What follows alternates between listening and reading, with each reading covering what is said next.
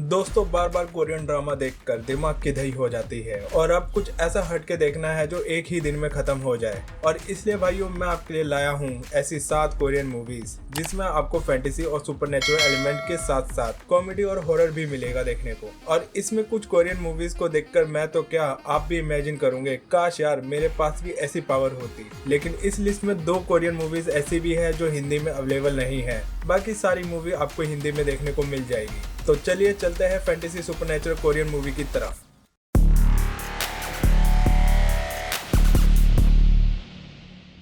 Number 7 पर है साइकोकिनेसिस। दोस्तों इस मूवी को देखकर तो मैं खुद इमेजिन करने लग गया था काश मेरे पास भी ऐसी पावर होती। इस मूवी में है एक सिंपल सा आदमी जिसे अचानक से सुपर पावर मिल जाती है, एक ऐसी पावर जिसे वो कुछ भी हवा में उड़ा सकता है सिर्फ अपने माइंड की पावर से। और जब इसका सामना होता है सिटी के लोकल गैंगस्टर और करप्टेड पुलिस ऑफिसर से जो उसकी बेटी के रेस्टोरेंट और नेबरिंग शॉप्स को बंद करवाना चाहते हैं एक कंस्ट्रक्शन कंपनी के प्रोजेक्ट के लिए, तब भाई हमारा हीरो अपनी पावर का यूज करता है उनके अगेंस्ट, जिसके कारण वो एक इंटरनेट सेंसेशन बन जाता है और गवर्नमेंट का भी इन्वॉल्वमेंट स्टार्ट हो जाता है। दोस्तों एक तरफ है करप्टेड लोग और दूसरी तरफ है सुपर हीरो की पावर जिसे अपनी बेटी को भी बचाना है। अब वो कैसे बचाएगा अपनी बेटी को, इसके लिए आपको ये मूवी देखनी पड़ेगी। नंबर 6 पर है जियोन वूची द टोस्ट विजार्ड।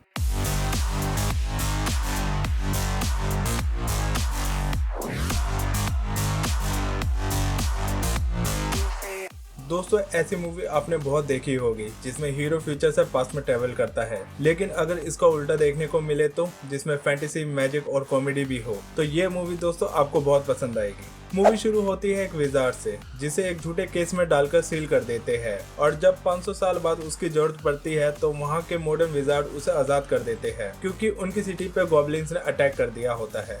और मजा तब आता है दोस्तों जब ये बंदा देखता है कि उसकी दुनिया पूरी तरह से चेंज हो चुकी है, जहाँ पर है नए जमाने के फोन्स, कार्स और बड़ी बड़ी बिल्डिंग्स। लेकिन सबसे बड़ी बात यह है इसे मिलती है यहाँ की मॉडर्न लड़कियाँ, क्योंकि ये बंदा बहुत बड़ा ठरकी और ओवर कॉन्फिडेंट होता है जो आपको खूब हंसाएगा। इस मूवी में आपको देखने को मिलेगा मैजिक बैटल, गॉब्लिन और हमारे विजार्ड की फ्लर्टिंग। बट प्लॉट थोड़ा इजी है लेकिन फैंटेसी एलिमेंट और कॉमेडी पार्ट एकदम मस्त है, तो दोस्तों इसे एक बार जरूर देखना। नंबर 5 पर है पेनिनसुला।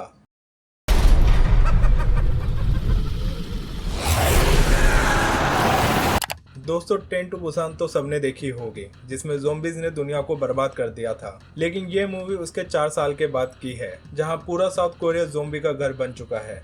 दोस्तों इस मूवी की कहानी शुरू होती है एक फॉर्मर सोल्जर से जो एक गिल्ड के साथ जी रहा होता है, लेकिन तभी उसे मिलता है एक मिशन जिसमें उसे एक ट्रक को वापस लाना है जिसके अंदर भरे होते हैं $20 मिलियन।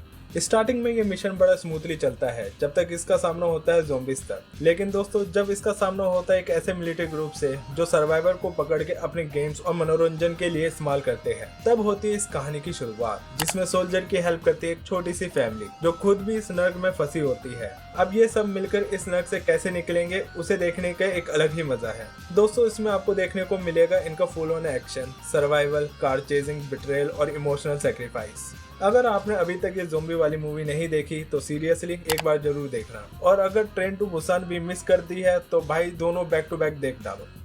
नंबर 4 पर है द डिवाइन फ्यूरी।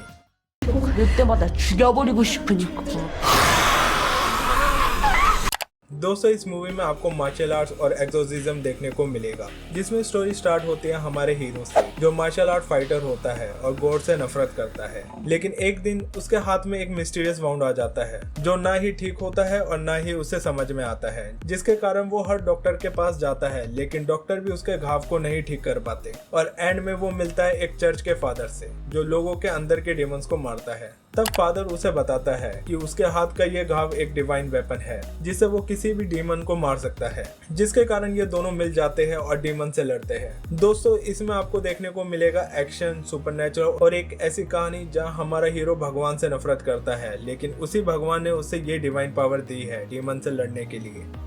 नंबर 3 पर है द वेलिंग।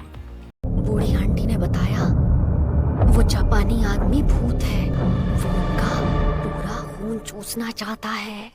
अब दोस्तों बात करते हैं एक ऐसे हॉरर सुपरनेचुरल मूवी की जिसका सस्पेंस इतना टाइट है कि आप बस गैस ही कर पाओगे एंड तक। ये मूवी शुरू होती है एक छोटे से गांव से, जहां लोग एकदम से पागल हो जाते हैं और अपने ही परिवार वालों को मार डालते हैं। सब कुछ इतना अजीब होता है कि पुलिस भी कंफ्यूज है, क्या ये कोई बीमारी है या कुछ और। दोस्तों इस मूवी का मेन कैरेक्टर है एक सिंपल सा पुलिस ऑफिसर जो स्टार्टिंग में थोड़ा लेजी और थोड़ा डर जाता है, लेकिन भाई जब ये सब उसकी बेटी के साथ होने लगता है तो चीजें उसके लिए पर्सनल हो जाती है। और जब इस मूवी में इन्वॉल्व होता है एक जापानीज आदमी, शैमन और एक मिस्टीरियस वुमेन, तो भाई आप बस गैस ही मारते रह जाओगे एंड तक, लेकिन ये कर कौन रहा है उसे आप नहीं ढूंढ पाओगे। और एंड में इसका शॉकिंग ट्विस्ट जो आपको और भी शॉक कर देगा। अगर दोस्तों आपने ये मूवी अभी तक नहीं देखी तो उसे देख मारो। नंबर 2 पर है the witch part 1 the subversion. 내가 아니랬지.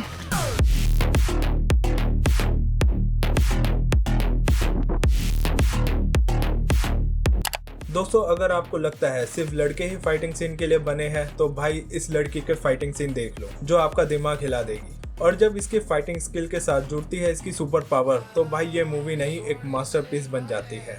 दोस्तों इस मूवी की कहानी शुरू होती है एक सिंपल स्कूल गर्ल से जो एक पीसफुल लाइफ जी रही होती है, लेकिन उसकी ओल्ड मेमोरीज चली गई है। लेकिन जब वो एक टैलेंट शो में हिस्सा लेती है तो लोग उसे पहचान जाते हैं क्योंकि वो एक मॉडिफाइड सुपर ह्यूमन है जिसके पास है साइकिक पावर, सुपर स्ट्रेंथ और डेडली कॉम्बैट स्किल। लेकिन दोस्तों जब उसको पकड़ने के लिए लैब से लोग आते हैं तो वो अपनी असली ताकत दिखाती है और एक साइको बीस्ट बन जाती है जो फाइटिंग भी करती है और पावर का यूज भी। इस मूवी में आपको मिलेगा धमाकेदार एक्शन, एक जबरदस्त प्लॉट और एक शॉकिंग ट्विस्ट। और बोनस ये है कि इस मूवी का सेकंड पार्ट भी है the witch part 2 the other one, जिसमें स्टोरी कंटिन्यू होगी लेकिन फोकस एक दूसरे कैरेक्टर पे ज्यादा करा जाएगा। बट दोनों मूवी एक मस्ट वॉच है तो इसे बिल्कुल मिस मत करना। कैसा लग रहा है? मजा आया ना? नंबर 1 पर है along with the ghost the two world's.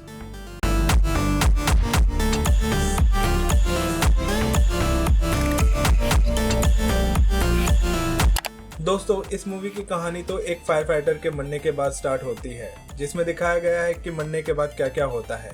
जब ये फायर फाइटर मर जाता है तो उसकी मुलाकात होती है ग्रीन रीपर से जो उसे गाइड करने के लिए आते हैं या बोले उसे प्रोटेक्शन देने के लिए, क्योंकि इस फायर फाइटर को मिलता है एक मौका दोबारा जन्म लेने का। लेकिन दोस्तों ये उसके लिए इतना आसान नहीं है क्योंकि उसे दोबारा जन्म लेने के लिए 7 ट्रायल से गुजरना पड़ेगा, जिसमें हर ट्रायल एक अलग पाप से रिलेटेड होता है, जैसे झूठ, गुस्सा, नफरत, धोखा। बात करते इस मूवी के बारे में तो दोस्तों इसमें आपको ठीक ठाक एक्शन ही देखने को मिलेगा, लेकिन भाई साहब इस मूवी के इमोशन और विजुअल्स दोनों ही टॉप लेवल पे है जो इस मूवी को मास्टरपीस बनाते हैं। और बोनस ये है कि इस मूवी का भी सेकंड पार्ट है along with the ghost the last 49 days, जो फायर फाइटर के भाई और ग्रीन रीपर के पास से रिलेटेड होता है। अगर दोस्तों आपको फैंटेसी और मरने के बाद क्या क्या हो सकता है तो ये मास्टरपीस मूवी को इग्नोर मत करना। उम्मीद करता हूँ दोस्तों आपको ये लिस्ट पसंद आई होगी। अगर आपको कुछ और फैंटेसी या सुपरनेचुरल सीरीज ट्राई करना है तो स्क्रीन पे दिख रहे वीडियो को जरूर चेकआउट करें। बाकी वीडियो को लाइक और चैनल को सब्सक्राइब करना ना भूलें। मिलते हैं आपसे नेक्स्ट एक्साइटिंग वीडियो में, तब तक के लिए दोस्तों टेक केयर।